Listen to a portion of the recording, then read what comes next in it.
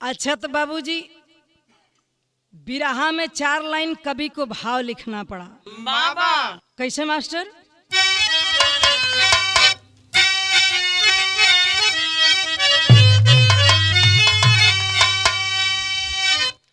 असर पाप का इस कदर हो गया,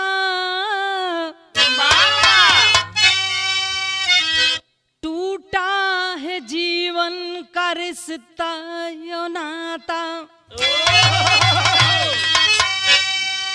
जिगर में लगी आग ऐसी हवस की, क्या हुआ क्या जबाना समझ में न आता, असर पाप का इस कदर हो गया,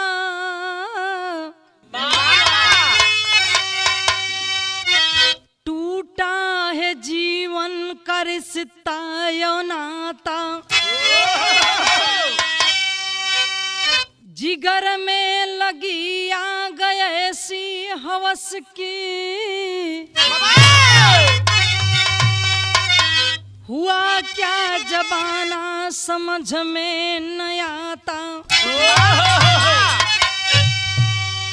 फितरत हुई ऐसी इंसान की, कब क्या हो जाएगा कोई समझ भी न पाता,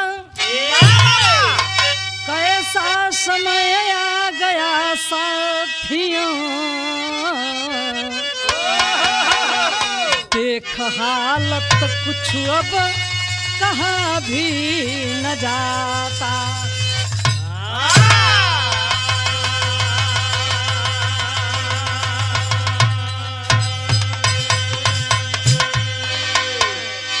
एक लाइन गजल के बोल बा, कमल गजल है तनी बजा के आवा।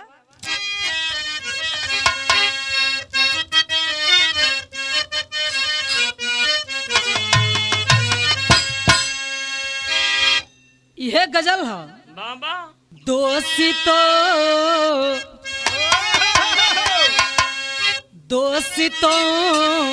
इस जबाने को क्या हो गया,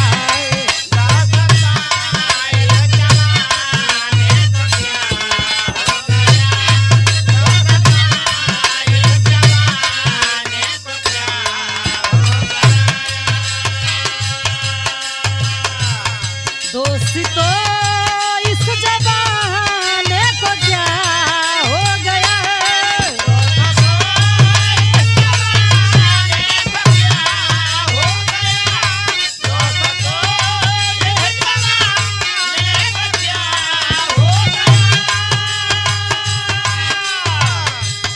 दोस्तों इस जमाने को क्या हो गया, जिसको चाहा वही बेवफा हो गया,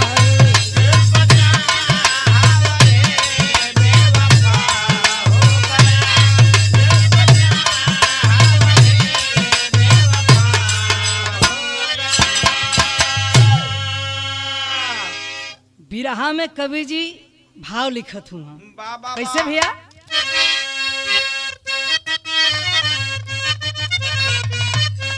क्या बात है, टूट के आज रिश्ता बिखर ही गया,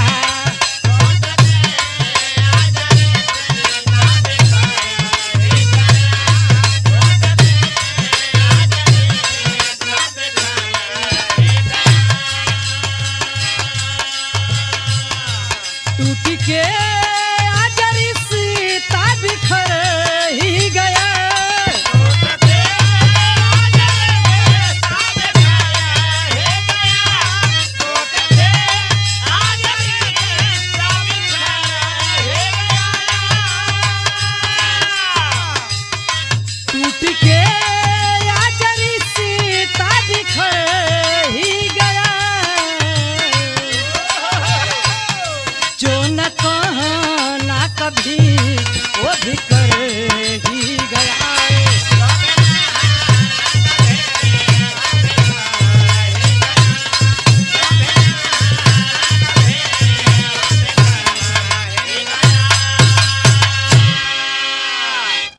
ये जमाने में आज के डेट में रिश्ता का बहुत बड़ा मायने ना रखल जाता। एगो अजीबो गरीब कहानी मिलल। कहानी है कैसन? कहाँ के कहानी है, नजम का भाव लगल।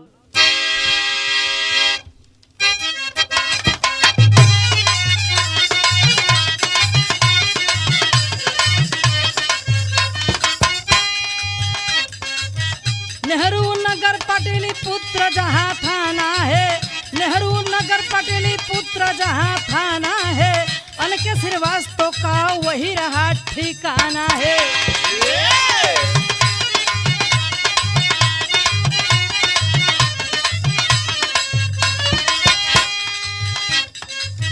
रिटायर अधिकारी दौलत भी बेशुमार रही, रिटायर अधिकारी दौलत भी बेशुमार रही, दिनवा बीते हो संग में सुजाता नार रही।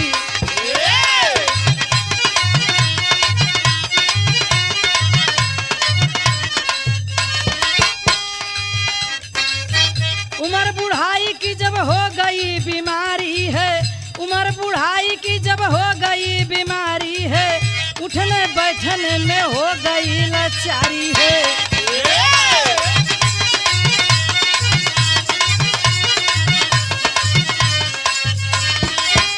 तीन बेटे दूर करते थे कमाई हो, तीन बेटे दूर करते थे कमाई हो, दिनवा बीते घर में रहे बाबू माई हो।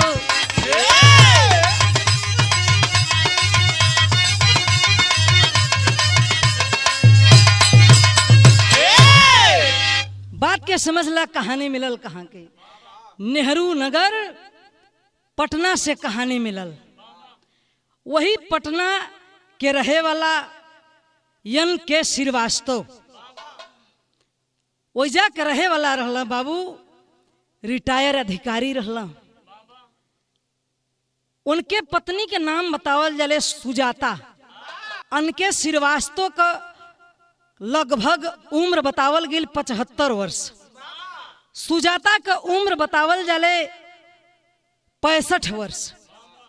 3 गो बेटा हुआ, 3 गो बेटा भगवान दिले हुआ।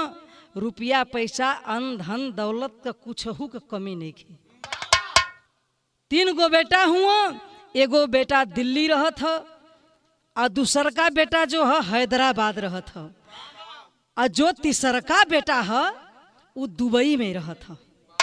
कुछ का भगवान कमी दिले ना हुआ। घरे माई बाबू हुआ, सब ठीक ठाक है। जिंदगी के गुजर बसर बहुत अच्छा तरीके से होता। एक लाइन बिरहा में कवि जी गीत लिखल। कौन गीत है भैया?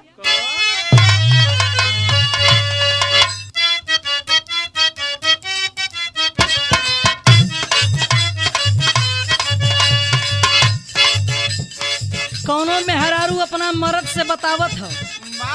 का बतावे? दिन भर राजा जी तू काम करेला,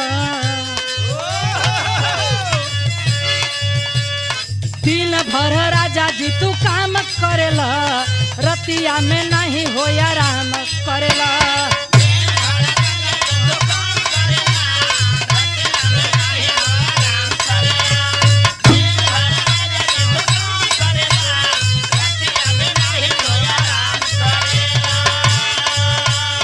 दिन भर राजा जी तू काम करेला, रतिया में नहीं हो आराम करेला। मेहरुआ बतावत है। रुपया कमा के बोला कमाना बैंक में भरबा हे राजा।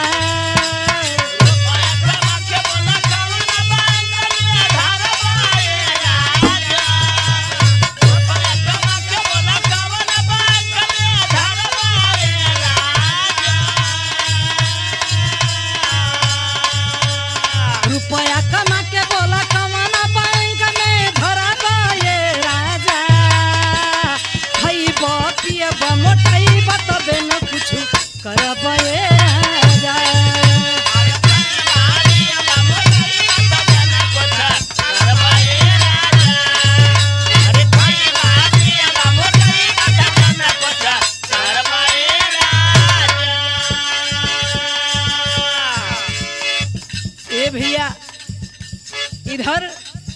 एनके सिंह श्रीवास्तव जी बुढ़ाई का शरीर है, रिटायर हो गल हुआ, बुढ़ाई में तमाम बीमारी घेरल है बहादुर भैया। बुढ़ऊ का शरीर काम करत ना है। बिरहा में कवि जी भाव लिखत हुआ का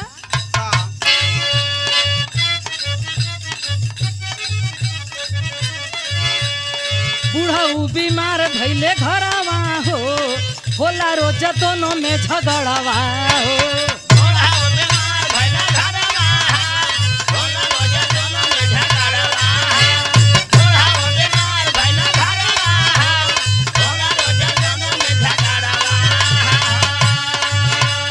बुढ़ऊ बीमार भैले घरवा हो, होला रोज दोनों में झगड़वा हो। बुढ़िया कहत हो सुजाता श्रीवास्तव जी के पत्नी बतावत है तो से कहो पाई आई गई बुढ़ाई रोजा मार लिपताना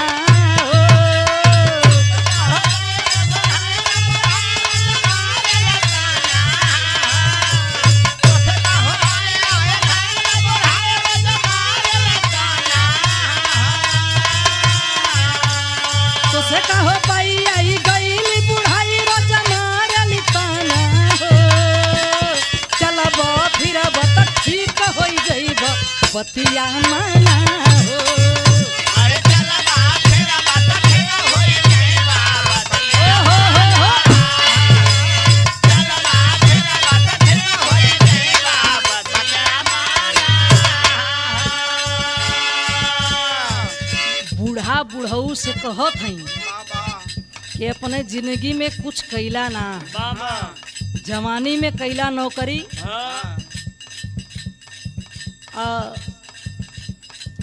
हर जवानी जब खत्म हो गल तो रिटायर हो गईला, हमरे बदे कुछ कैला ना, तार सुख हमके ना मिलल कब। सुजाता कहते हैं कि चलो फिर तनी सुबेरे उठ के तब न ठीक होबा, एकदम दिन भर लोटले रहत हुआ। बतावत है का अंतरा के अंतराल में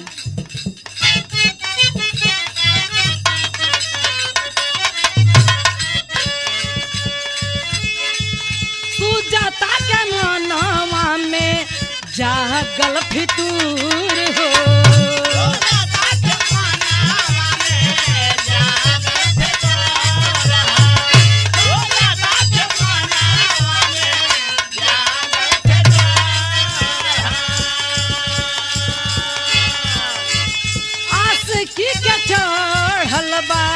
बुढ़ाई में सरूर हो।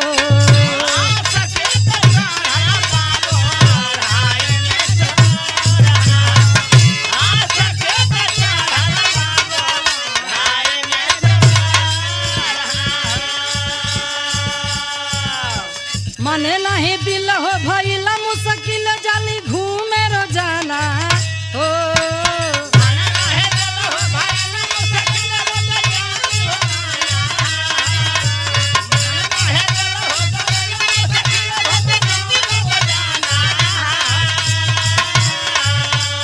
मन नहीं दिल हो भइला मुश्किल जाली घूमे रोजाना हो।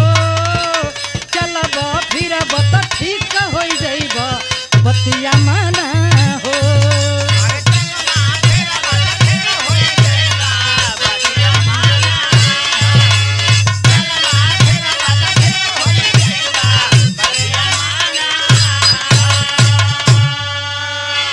श्रीवास्तव का पत्नी सुजाता बूढ़ा कथई बुढ़ऊ से के तनी घूमबा फिरबा तब न बुढ़ौती का शरीर है, दिन भर लोटले रहबा, बरबराबा सुबरहू साझौ, तब ठेगुना न दुखाई। तीनों लइका घरे हइये ना हुआ, हमरो बुढ़ौती के शरीर है, बतावा हम कितना करो का करी तोहरे बदे, तू तो कुछ करबे ना कैला हमरे बदे। भइल का एक लाइन बिरहा में गीत मिलल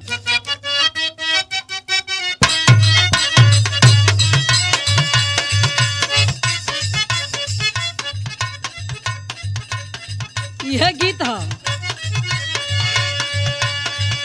किरतिया होले गरमिया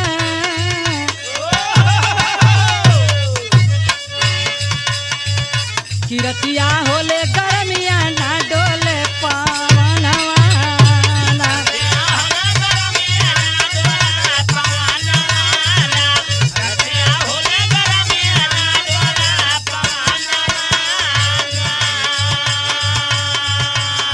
कौनो मेहरारू बतावे सूरज बाबू, एकता गरमी के मारे सैया सुतल दुआरे।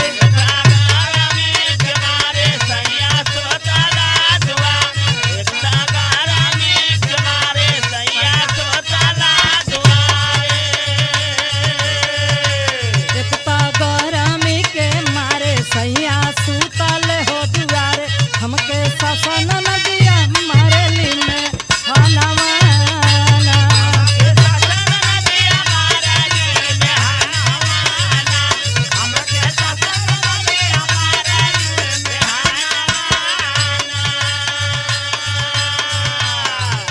ई तो बिरहा में तर्ज रहा, लेकिन जो सुजाता बुढ़िया रहल बाबा पहिलवे से चुलबली मिजाज के रहल। आए है बिरहा में भाव कवि जी लिखत हुआ का, बुढ़िया हमारे नजरवा देई के हो कजरवाना। हमारे नजरवा देई के हो कजरवाना, हमारे नजरवा देई के हो कजरवाना। इधर बुढ़ऊ खटिया पर लाचार बेबस परेशान हुआ, बाबा इधर बूढ़ा सोलहो सिंगार एकदम बना चुना के ये घरे वो घरे रोड पर अपन घूमत है टहरत है। बूढ़ऊ से बूढ़ा थोड़ा टाइट रहबो करी। बाबा कवि जी लिखत हुआ का,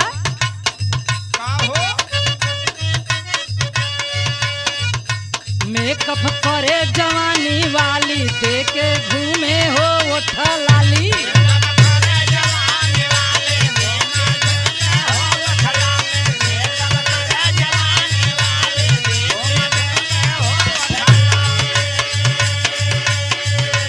मेकअप करे जवानी वाली देके घूमे हो ओठलाली, घूम के रोज रोज लूट लेला हरवाना।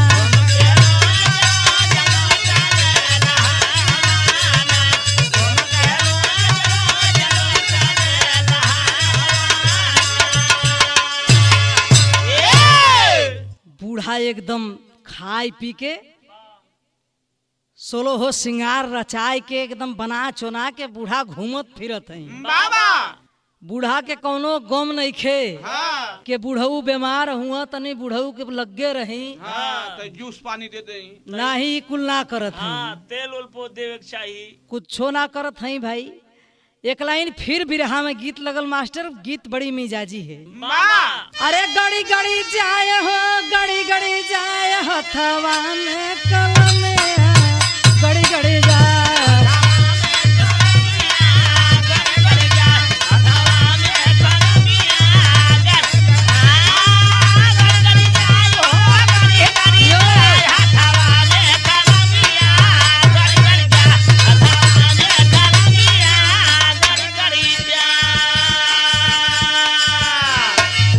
ये भैया इधर सुजाता बूढ़ा कैली का बिरहा में कवि जी लिखत हुआ।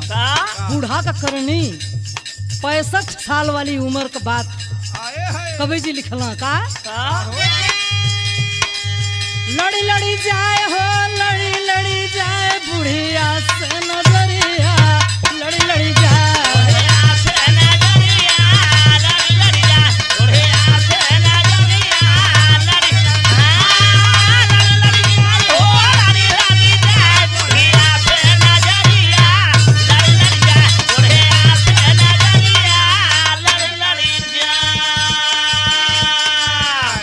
बगलिए में सुजाता के घरवा के बगलिए में एगो दुकान रहल। बाबा वही दुकानी पे एक दिन गईली आ जाके कैली का, सौदा खरीदे दुकनिया हो गईले।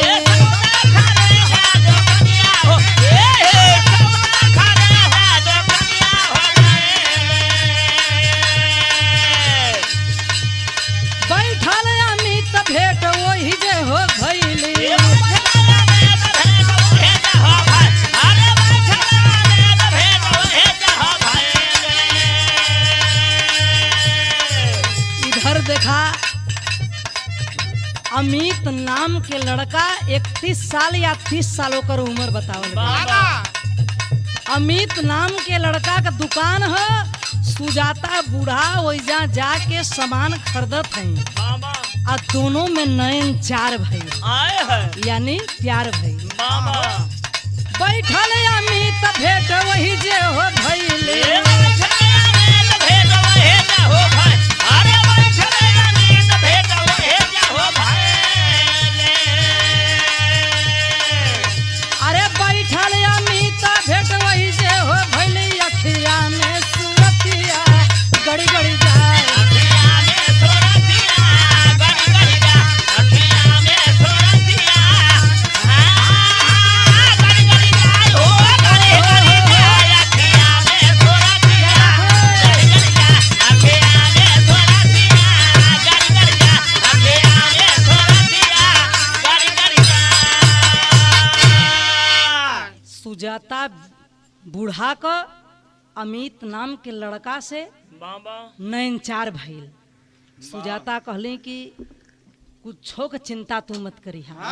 रुपया पैसा धन दौलत सब कुछ हमरे पास है। तो केथुआ कमी है तोरे पल्ली। ये बूढ़ऊ देखा खोखत हुआ हाँ दुआरे बैठ के ये नहीं कि तनी मनी दिक्कत है। हाँ आ तू चल आवल करी हा सर सामान लेके हमरे कहे जब मन करी तब तू यहाँ जा। बात विचार एकदम बूढ़ा में और अमित में एकदम पक्का वादा होगा। बाबा तनी अमित रहल पैसा का लालची। हाँ बहादुर सोचलस बूढ़ा के लग गए माल करारा बा। हाँ अगर तनी मिला ले तनी सा चली जाब तो का हो जाई। तो माल मिली भइल का विदेशिया के अंदर कवि जी लिखत का हुआ। हाँ, पान खिया के काम कर देवे वाले हुए यहाँ।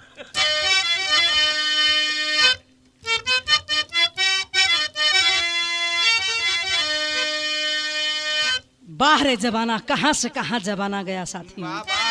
कवि को लिखना पड़ा। का लिखत हुआ कवि जी। 65 के सुजाता 30 असल के अमित रहले। आ जाई के हो बूढ़ा रोज मरली नजरिया। बना चुना के बूढ़ा एकदम 5 बजे वहां चढ़ जाए। कहली कि शाम के मन लेके आई जइहा। अरे चढ़ली जवानी के हो लुटी लहरिया। बूढ़ा 65 साल का है लेकिन अपने आप के वो समझत ना है कि हम 65 साल के हैं। सोचत है अब 25 साल के हैं। भइल का वादा करत बुढ़िया करत है कि रुपया या पैसा जावा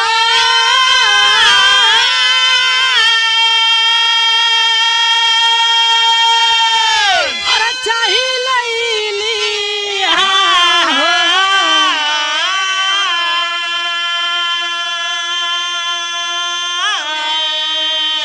अरे प्यास बुझैहा आई जवने बखतिया।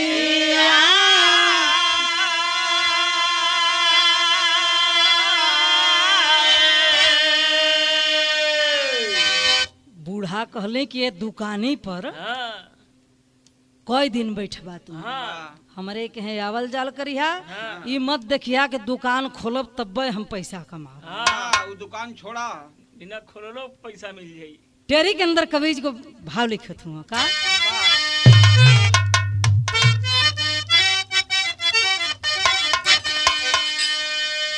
लगाई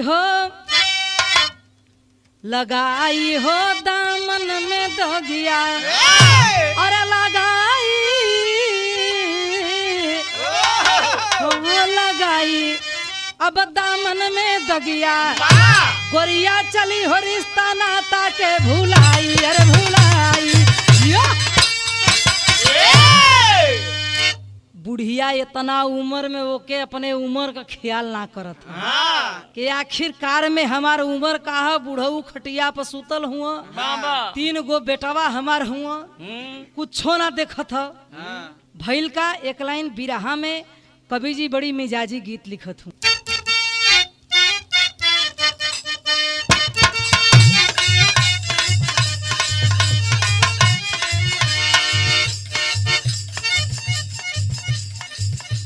बिरहा में तर्ज लगल बाबा कि चूड़िया फूटल हो कलैया सड़िया छूटल मोरे सैया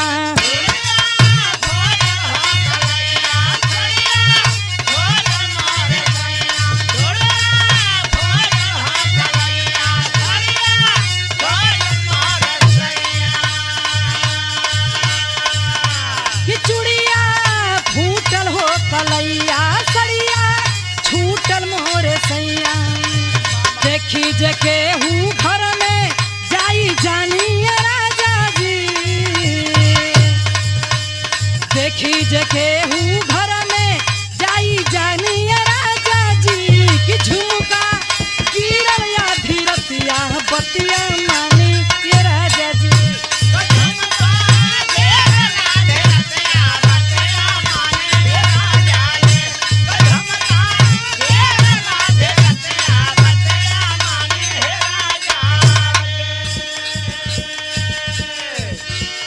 बिरहा में कवि जी भाव लिखत हुआ बाबा भइल का कि बुढ़िया भैली हो दीवानी गईली चढ़ी हो जवानी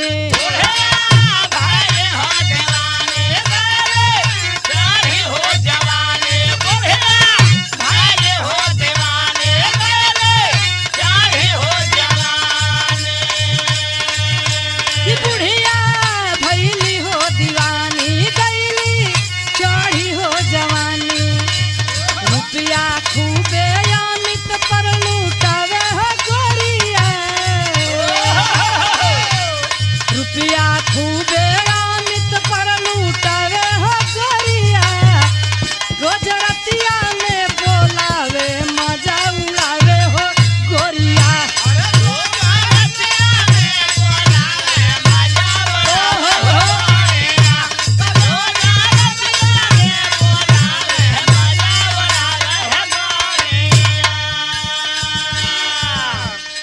अमित जो रहला एकदम ढंग क परच गल बाबा आवत है अपन चौचक के भैंसी के दूध है 1 लीटर मिलत है काजू बादाम पिस्ता मिलत बा खात बा अपन वाह। रुपया पैसा का कमी कौनो नहीं खे वाह। लेके जात बा कहलस कि बहुत बढ़िया बा बहुत बढ़िया शरीर बनत थियो बूढ़ा के लगल के अमित नाम का लड़का हमरे जिंदगी में 4 चाँद लगा दिलस जाके। वाह। बूढ़ा निखरत है इनकी अब बूढ़ऊ ठीक हो या ऊपर पड़ जा हाँ। कहिया मर जात बूढ़वा कपारे का ग्रह बा हम फ्री हो जाई हाँ। अंतरा के अंतराल में कवि जी लिखत हूँ वाह।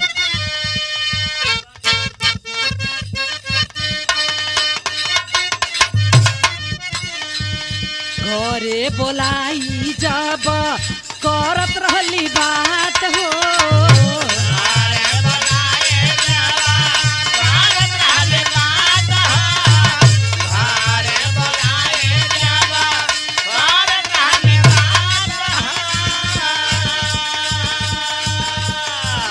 बूढ़ऊ कनी द टूटी गईली आधी रात हो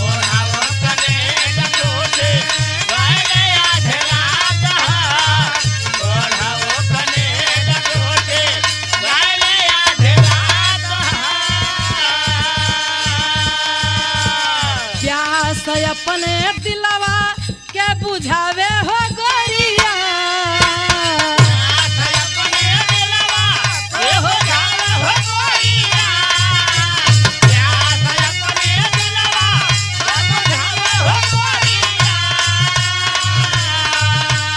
प्यास अपने दिलवा का बुझावे हो गोरिया कि रोजा रतिया में बोलाई मजा उड़ावे हो गोरिया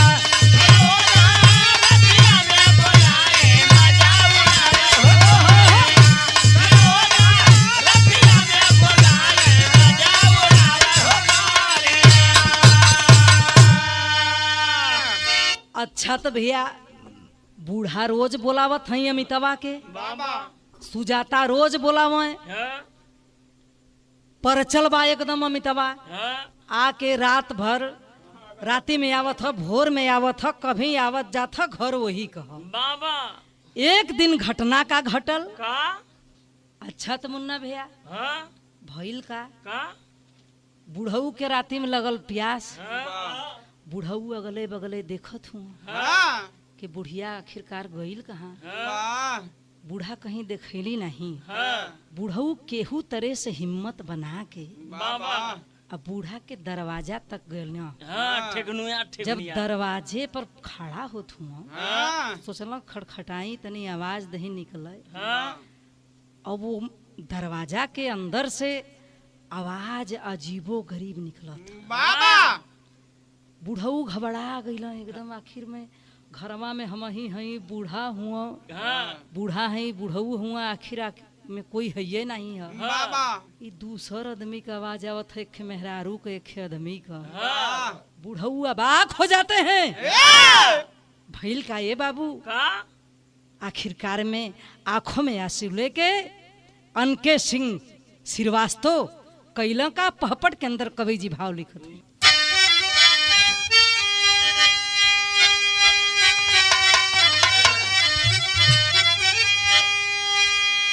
अरे नींद टूटल बुढ़ऊ के भयल बवाल समैया राती के आ देखे अखिया से जब सारा हाल समैया राती के। यंग के श्रीवास्तव जी अपने सुजाता मैडम से अपने बूढ़ा से कहत हुआ का का कहे कि बूढ़ा देहलू अपन धनयो धर्म लुटाई हो। आ सुन के बात बुढ़िया के मन में आ तुरते गुस्सा आई हो। अरे एक से बनल बा जब जिंदगी के काल समैया राती के देखे अखिया से जब सारा हाल समैया राती से। बुढ़ऊ कहल कि बूढ़ा जिंदगी भरे के कमायल, जिंदगी भरे के मान सम्मान हमार बनावल। हाँ 2 गो बेटवा विदेश में हुआ, बाबा परदेश में हुआ। हाँ एगो बेटा विदेश में बा आ 2 गो बेटा अपन इंडिया में हुआ। बाबा आखिरकार कौन हमसे गलती भइल, कौना चीज के तोहके हम कमी दिली। बाबा बूढ़ा एकदम गुस्सा में लाल, हाँ बगलिया में रख रहल, किचन रहल, चक्कू रख रहल। अब बूढ़ा चक्कू उठा के हाँ कहली कि हे बुढ़वा के देखा खटिया पर से उठे के कर दम ना रहो। और खटिया पर से उठ के ई हमरे रूम में कैसे आ गया। हाँ देखा बदी तुरंत वार परवार सुजाता करती है बाबू, बाबा जब तक बुढ़ऊ दम तोड़ ना दे। बाबा सुजाता मार देली। इधर होले का आल्हे के अंदर लिखल गई का कवि जी लिखत हुआ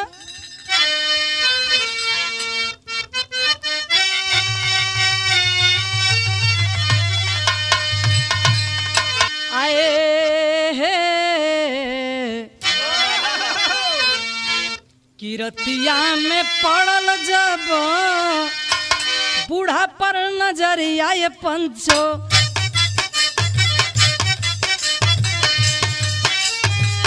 देखी के हो बुढ़ऊ होई गईले सर में सारी। लगल समझावे बूढ़ा क्रोध में आई गईली बाबू। भइले बिहान बेटा दुबारी। अच्छा तो भैया दिखाई इधर भइल का का अमित नाम का जो लड़का था, बाबा देख के सुजाता बूढ़ा के हालत एकदम ओकर थर थर हाथ पांव कांपे लगल।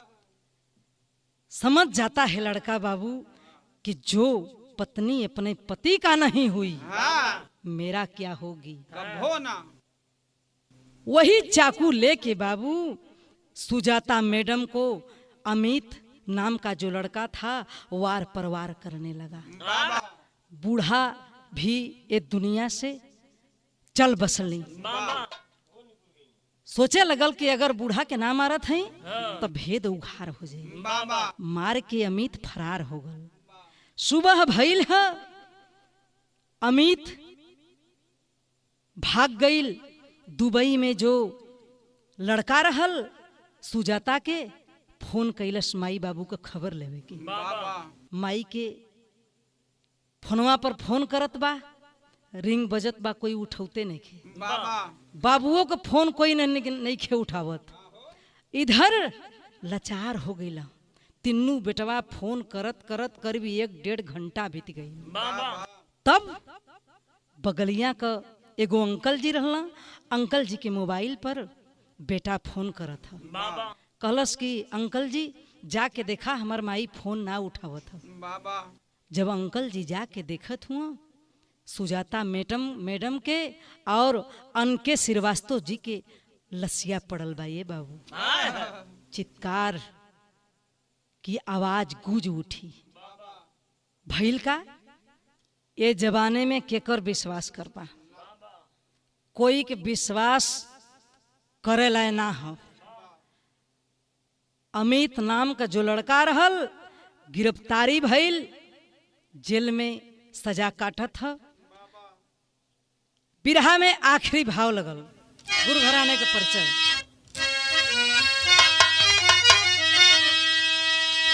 गुरु बिहारी गुरु गणेश कहे जस करनी तस भरनी, कभी चंद्रिका रामदेव तब पार हुए बैतरनी।